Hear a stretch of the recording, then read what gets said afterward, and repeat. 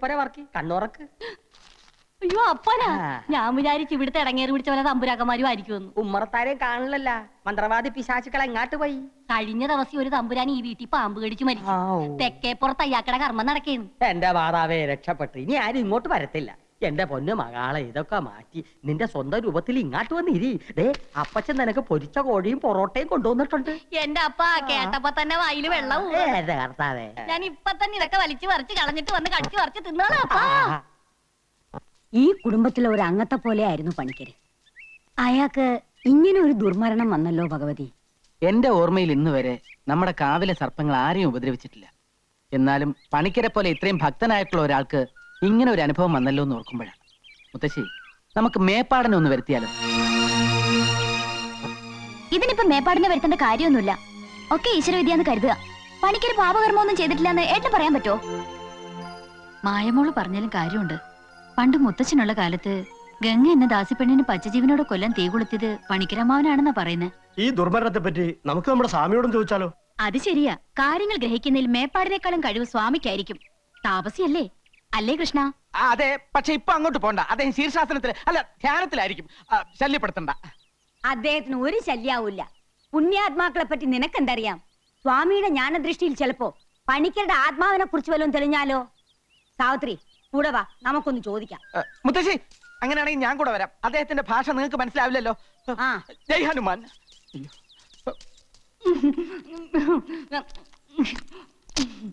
ഇങ്ങനെ ആക്രാന്തം കാട്ടാതെ മകളെ, മെല്ലത്തിന്റെ മകളെ. ഈ ഉണക്കത്തമ്പുരാക്കന്മാരുടെ പച്ചക്കറി നീ അടുത്തപ്പോ എന്റെ മാതാവേ, കൂടെ കൂടെ ഇങ്ങനെ വന്നില്ലെങ്കിൽ ഞാൻ പട്ടിണി ചത്തു. പട്ടിണി കിടന്നാലും വേണ്ടില്ല, കിളവി തള്ള പിടിക്കാതിരുന്നാ മതിയായിരുന്നു. പിടിച്ചാ നിന്നെ കൊല്ലും മകളെ. കൃഷ്ണ, കൊല ഇപ്പൊ തന്നെ നടക്കും. ദേവരുടെ മാലക്കിളവി. ജയ് ഹനുമാൻ.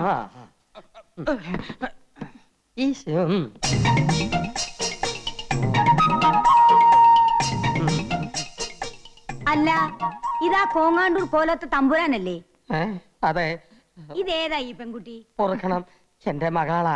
മാപ്പാക്കണം. ഇവരെ ഈ മകളെയും കൂട്ടി സ്വാമിയെ കാണാൻ വരുമെന്ന് കഴിഞ്ഞ പ്രാവശ്യം വന്നപ്പോഴേ തമ്പുരാൻ എന്നോട് പറഞ്ഞിരുന്നു അല്ലേ? അതിന് മാപ്പാക്കാൻ എന്തിരിക്കുന്നു? സ്വാമികളെ വന്ന് കണ്ട് അനുഗ്രഹം മേടിക്കുന്നത് നല്ലതല്ലേ? അതെ അതെ, ഇപ്പൊ മനസ്സിലായി കേട്ടാ. സ്വാമികൾ എന്തേ അകത്ത് പ്രാർത്ഥനയിലാണോ? മുത്തശ്ശി ഇവിടെ നിന്ന് ഞാൻ പോയി നോക്കിട്ട് വരാം. പെണ്ണുങ്ങള് പൂജാമുറിക്കകത്ത് ചേർന്ന് സ്വാമിക്ക് ഇഷ്ടമുള്ള കാര്യമല്ല. മകളുടെ പേരെന്താ?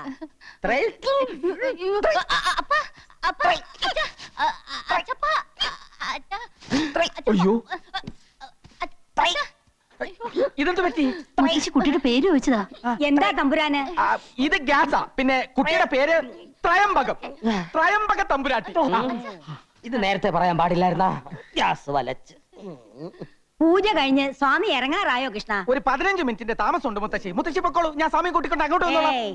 അത് വേണ്ട, ബഹുമാനിക്കേണ്ടവരെ നമ്മൾ ബഹുമാനിക്കും. അയ്യോ, അതുകൊണ്ടല്ല. പൂജ കഴിഞ്ഞ് ഒരു 15 മിനിറ്റ് ടോയ്ലറ്റ് പോടും സ്വാമിക്ക്.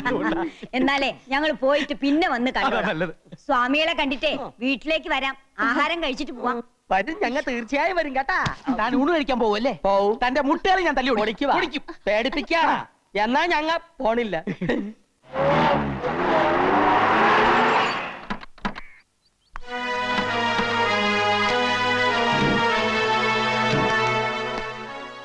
ഇതാ ഞാൻ പറഞ്ഞ കോവിലകം. തലയ്ക്കകത്ത് യാതൊരു മൂളയില്ലാത്ത കുറെ തമ്പുരാക്കന്മാരാ ഇവിടെ ഉള്ളത്. ഡെയ്സിയെ കാണാൻ പോലും ചിലപ്പോൾ അവർ സമ്മതിച്ചില്ല എന്ന് വരും. നമ്മുടെ പെങ്കൊച്ചിനെ വിട്ടു തന്നില്ലെങ്കിൽ നമുക്ക് ചങ്ങനാശ്ശേരി നാളെ ഇറക്കാം. അല്ലെങ്കിൽ എറണാകുളത്ത് പറ്റിയ ടീമുണ്ട്. എന്നതാ തോമാച്ച ഇത്? തല്ലിനും ഗുണ്ടായുസത്തിനൊന്നും പോണ്ട. അവള് നമ്മുടെ ഡെയ്സി മോള് തന്നെയാണെങ്കിൽ ഈ നാട്ടിൽ നിയമം പോലീസൊക്കെ ഇല്ലേ? എന്തൊക്കെ ചെയ്താലും 4 ആൾ അറിഞ്ഞാൽ നമ്മുടെ പെങ്കൊച്ചിനെ നാണക്കേട്. കാര്യങ്ങളൊക്കെ അങ്ങ് നയത്തി പറഞ്ഞു തീർത്താ മതി. അമ്മച്ചി പറഞ്ഞാ എന്റെ ശരി.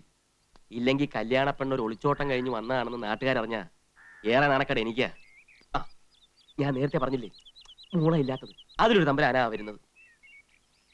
മോളെ ഞാനിപ്പോ ശരിയാക്കി തരാം. നീ ശരിയാക്കാനൊന്നും പോണ്ട. ഇവിടെ ഉള്ളവന്മാരെല്ലാം ഒരു വിവരമില്ലാത്ത ഭ്രാന്തന്മാരാ. ദേ വന്നു. ഭ്രാന്ത് നിന്റെ ഈ നിൽക്കുന്ന തന്തക്കടത്തേണ്ടി. ഞാനിവന്റെ തന്തയല്ല. എന്നാ നിന്റെ തന്തക്കടത്തേണ്ടി. എന്താ? ഭ്രാന്ത് ആശുപത്രിയിൽ നിന്ന് ഒളിച്ചോടി വന്നിട്ട് നാട്ടിലുള്ള മാന്യമാരെ മുഴുവൻ ഭ്രാന്താന്ന് വിളിച്ച് അധിക്ഷേപിക്കേ. ഇവരൊക്കെ ആരാ? നിന്റെ കൂടെ ഭ്രാന്ത് ആശുപത്രിയിൽ നിന്ന് ഒളിച്ചോടി വന്ന ഭ്രാന്തന്മാർ. അച്ചായ, ഞാൻ പറഞ്ഞില്ലേ മറ്റേത്? എന്താ പറഞ്ഞേ? ഞങ്ങൾ ഇത് ഫാമിലി പ്രശ്നം പറഞ്ഞ. താൻ ഒരു കാര്യം മനസ്സിലാക്കി. ഒരാൾ എന്തെങ്കിലും ഒന്ന് പറഞ്ഞ അത് സത്യമാണോ കള്ളമാണോ എന്ന് അന്വേഷിക്കാനുള്ള സാമാന്യ ഭ്രാന്തെങ്കിലും വേണം. ഇങ്ങോട്ട് നോക്കി. അല്ലാതെ സത്യം പറയുന്നവനെ പിടിച്ച് പടിക്ക് പുറത്താക്കിയല്ല വേണ്ടത്. നിന്നെ പിടിച്ച് പടിക്ക് പുറത്താക്കിയല്ല, പോലീസിനെ വിളിച്ച് ഏൽപ്പിക്കാൻ വേണ്ടത്.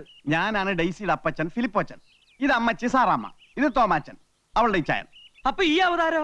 അവതാരം എടോ ഞാൻ കെട്ടാൻ പോകുന്ന പെണ്ണാവള് അറിയൂ? ഏതവള്? താൻ പറയുന്നൊന്നും എനിക്ക് മനസ്സിലാവണില്ല. ഞങ്ങളെ മാനവും മര്യാദയായിട്ട് ജീവിക്കാൻ താൻ സമ്മതിക്കില്ലേ? മാനവും മര്യാദയ്ക്കും ജീവിച്ച പെണ്ണിനെ ഒരു മന്ത്രവാദിയെ കൊണ്ട് മയക്കെടുത്ത നിങ്ങളാ. ഡെയ്സി ഒന്ന് കാണിച്ചു തന്നാ മതി. വിവരങ്ങളൊക്കെ അവളെ കൊണ്ട് തന്നെ പറയിക്കാം. ഹേ സ്ത്രീയെ, ഇവിടെ നിങ്ങളുടെ മകളില്ല.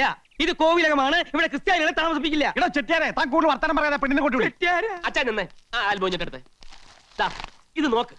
നിങ്ങളുടെ വീട്ടിൽ താമസിക്കുന്ന പെണ്ണ് ഞങ്ങളുടെ ഡേയ്സി തന്നെയാണെന്ന് ഇത് കാണുമ്പോൾ നിങ്ങൾക്ക് മനസ്സിലാവും. നോക്ക്.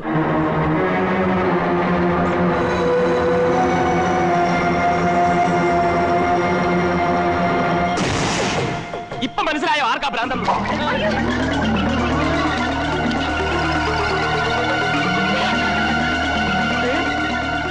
പറക്കണോണ്ടോ?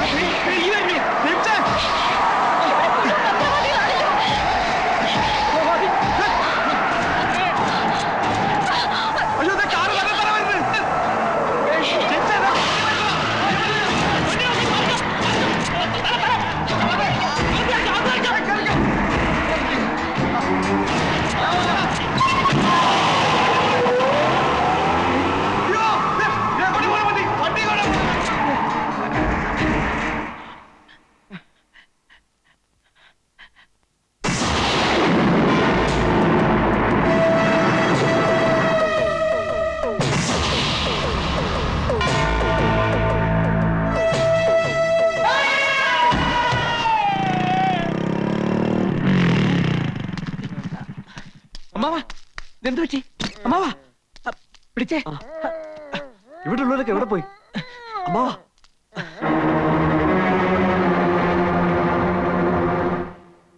എന്താ ഉണ്ടായേ? ഞങ്ങൾ വന്നു കയറുമ്പോ അമ്മാവൻ ബോധമില്ലാതെ കിടക്കായിരുന്നു. ഉടനെ ഏതെങ്കിലും ഹോസ്പിറ്റലിൽ കൊണ്ടുപോവാം. ഭഗവതി, ഇത്ര പെട്ടെന്ന് ഏട്ടന് എന്ത് പറ്റി? അമ്മാവാ, ഇതെന്ത് ഭാഷയാണ് അമ്മാവാ? ഒന്നും അങ്ങോട്ട് മനസ്സിലാവണില്ലല്ലോ. എന്താ ഉണ്ടായെന്ന് പറ രാമാ. എന്തു പറ്റി അമ്മാവന്?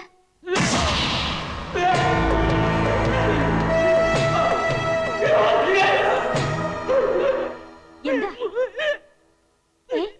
ദേ, മായയോട് അവൻ എന്തോ പറയണോന്ന്. പറഞ്ഞോളൂ അമ്മാവ, എന്താണ്ടായേ? ഓ, എന്തെങ്കിലും തിന്നാൻ വേണോ? വെറ്റില മുറുക്കണോ? ഓ, പടം വരയ്ക്കണോ അല്ലേ? എഴുതി കാണിക്കാന്നാണോ? ശങ്കര, ഒരു പേനയും കടലാസും വേഗം ഇഞ്ഞു കൊണ്ടുവാ.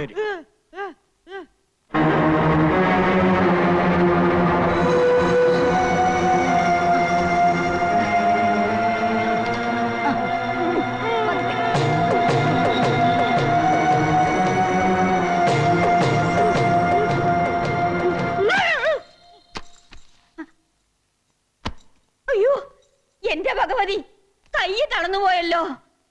കൃഷ്ണ, വേഗം ചെന്ന് മേപ്പാടിനെ വിളിച്ചോണ്ട് വരിക. ഇവിടെ അനർത്ഥങ്ങൾ കൂടുകയാ. ഇതിന് പരിഹാരം ചെയ്യാൻ മേപ്പാടിനെ പറ്റൂ. ഇതിന് മന്ത്രവാദമൊന്നുമല്ല, നല്ല ചികിത്സ ആവശ്യം. കുട്ടി, നിനക്ക് പറഞ്ഞാ മനസ്സിലാവില്ല. ഈ കുടുംബത്തിൽ ഇങ്ങനെയുള്ള അനുഭവങ്ങൾ ഞാൻ കൊറേ കണ്ടതാ. എന്നാലും വർമ്മമ്മവൻ ഇങ്ങനെ തളർന്നു വീണ സ്ഥിതിക്ക് മേപ്പാടിനെ അല്ല വരുത്തേണ്ടത്, ഡോക്ടർ തന്നെയാണെന്ന് എന്റെ അഭിപ്രായം. വർഷങ്ങൾക്ക് മുമ്പ് എത്ര ദുർമരണങ്ങളാ അടിക്കടി ഈ വീട്ടിൽ നടന്നിട്ടുള്ളത്. അന്ന് അതിന്റെ കാരണങ്ങളൊന്നും കണ്ടുപിടിക്കാൻ ഒരു ഡോക്ടറെ കൊണ്ടും പറ്റിയില്ല. ഈ മേപ്പാടന അതിനൊക്കെ പരിഹാരം കണ്ടെത്തിയത്. കുട്ടിക്ക് വിശ്വാസം ഇല്ലെങ്കിൽ വേണ്ട, പക്ഷെ ഈ മുത്തശ്ശിയെ പഠിപ്പിക്കാൻ വരരുതാ.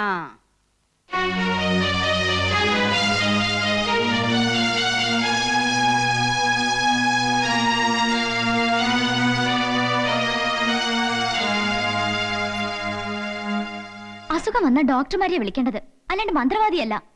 ഉണ്ണി ഇതിനൊക്കെ സമ്മതം കൊടുക്കണ്ടല്ലോ. മുത്തശ്ശിയോട് തർക്കിക്കാന്നല്ലാതെ അതുകൊണ്ട് വല്ല പ്രയോജനമുണ്ടോ? BP കൂടി വീണതായിരിക്കണേ വഴിയുള്ളൂ. എന്ത് ചെയ്യാം? കോലോത്ത ഫാമിലി ഡോക്ടർ മേപ്പാടനാ. അയാള് വന്ന് പോട്ടെ, പിന്നെ നമുക്ക് എന്തെങ്കിലും വഴി ആലോചിക്കാം. അപ്പോ മേപ്പാടിനെ കൊണ്ടുവരാൻ തീരുമാനിച്ചോ? ഉവ്വ്, കൊണ്ടുവരാൻ കേശവൻ പോയി കഴിഞ്ഞു. മായെന്താ ആകെ മൂടോട്ടായിരിക്കുന്നേ? ഏയ് ഒന്നുമില്ല, ഇവിടെ വല്ലാണ്ട് ബോറടിക്കണോ. നമുക്കൊന്ന് ഔട്ടിങ്ങിന് പോയാലോ? എന്താ, വേഗം റെഡി ആയിക്കോളൂ, നമുക്കൊന്ന് കറങ്ങിട്ട് വരാം.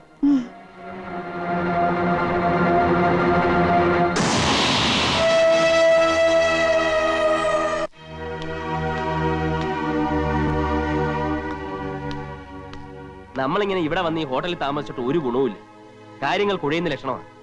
അവിടെ എന്തോ അമാനുഷിക ശക്തി ഉണ്ടെന്നുള്ള കാര്യത്തിൽ എനിക്ക് ഒരു സംശയമില്ല. ഈ ശക്തി കാരണം നിനക്കങ്ങനെ തോന്നിയായിരിക്കുമോ ജെയിംസേ?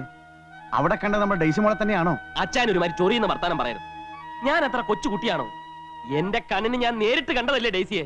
ഇനി പബ്ലിസിറ്റി ആവുമോ എന്ന് ഭയന്നിട്ടൊന്നും കാര്യമില്ല. നമുക്ക് പ്രശ്നം നിയമപരമായിട്ട് കൈകാര്യം ചെയ്താലോ? ഇനി ആ വഴിക്ക് തന്നെ അങ്ങ് ചിന്തിക്കുന്നതായിരിക്കും നല്ലത്. നമുക്ക് പോലീസിൽ അറിയിക്കാം. അമാനുഷിക ശക്തി എന്നൊക്കെ പറഞ്ഞാൽ പോലീസ് എന്നാൽ ഇതൊക്കെ തന്നെയല്ലേ സ്ഥിതി? പിന്നെ ഇതുപോലെ പത്രവാർത്തകനുമായാൽ ഇങ്ങനെ അങ്ങ് പേടിച്ചാലോ? നിനക്കിത് പറഞ്ഞ മനസ്സിലായില്ല. ഇപ്പൊ തന്നെ ഡെയ്സി ഓരോരുത്തർ തിരക്കുമ്പോൾ മൈസൂരിലെ എന്റെ പെങ്ങളുടെ വീട്ടിലാണെന്നാ പറയുന്നത്. 4 ആൾ അറിഞ്ഞാ പിന്നെ എന്റെ കുടുംബം കൂട്ടത്തോട് ആത്മഹത്യ ചെയ്യുന്നതാണ് നല്ലത്. പിന്നിപ്പോ എന്ത് ചെയ്യാനാ ഉദ്ദേശം? ഏതായാലും മുള്ളിനെ മുള്ളുകൊണ്ടെടുക്കണമെന്നാണല്ലോ പ്രമാണം. ആ വഴി ഒന്ന് ആലോചിച്ച് നോക്കാം. എങ്ങനെ? കടമറ്റത്ത് കത്തനാരച്ചന്റെ പരമ്പരയിൽപ്പെട്ട ഒരു ഫാദറുണ്ട്. എത്ര കൊടിയ ബാധയും കുരിശേൽ നിർത്തുമെന്നാ കേട്ടത്. ചെകുത്താന്മാരെ ഒഴിപ്പിക്കുന്നത് കൊണ്ട് അദ്ദേഹത്തെ അറിയപ്പെടുന്നതിന് ചെകുത്താനച്ചൻ എന്ന പേരില്ല. അത്ര വലിയ മന്ത്രവാദിയാ അദ്ദേഹം. മന്ത്രവാദി മാത്രമല്ല, ലോകപ്രശസ്തനായ സൈക്കാട്രിസ്റ്റ് കൂടിയാ. എങ്കിൽ നമുക്ക് എത്രയും പെട്ടെന്ന് ആ ചെകുത്താനച്ചനെ കാണാം.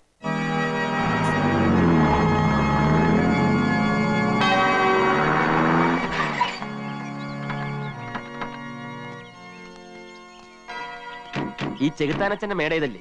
ചെകുത്താനച്ഛനോ? അങ്ങനെ വിളിക്കരുത് കുഞ്ഞാടെ. അത് അച്ഛന്റെ ഇരട്ട പേരാകുന്നു. അവിശ്വാസികളാണ് അങ്ങനെ വിളിക്കുന്നത്.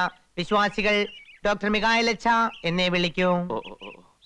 ഒരു ബാധ കയറിയ കേസ് ഉണ്ടായിരുന്നു. അച്ഛനൊന്ന് കാണണമല്ലോ. ഇയാളെ കണ്ടപ്പോഴേ എനിക്ക് തോന്നി. എനിക്ക് കുഴപ്പമൊന്നുമില്ല. ആളെ കൊണ്ടുവന്നിട്ടില്ല. പിന്നെ ആർക്കാ? എല്ലാം മിഖാലച്ചനോട് ഞങ്ങൾ പറഞ്ഞോളാം. ഓ, കയറി വരൂ കുഞ്ഞാടുകളെ. പിന്നെ ശ്വാസം.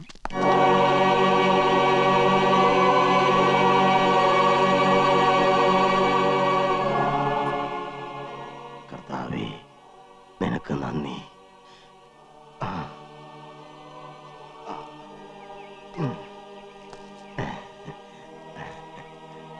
സംശയിച്ചതുപോലെ ആ പെൺകുട്ടി നിങ്ങളുടെ മകൾ ഡെയ്സി തന്നെ.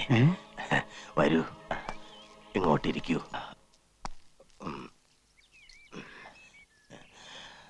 വീട്ടിൽ നിന്ന് പോകുന്നതിന് മുൻപ് അവളിൽ എന്തെങ്കിലും പ്രകടമായ മാറ്റങ്ങൾ കണ്ടിരുന്നോ?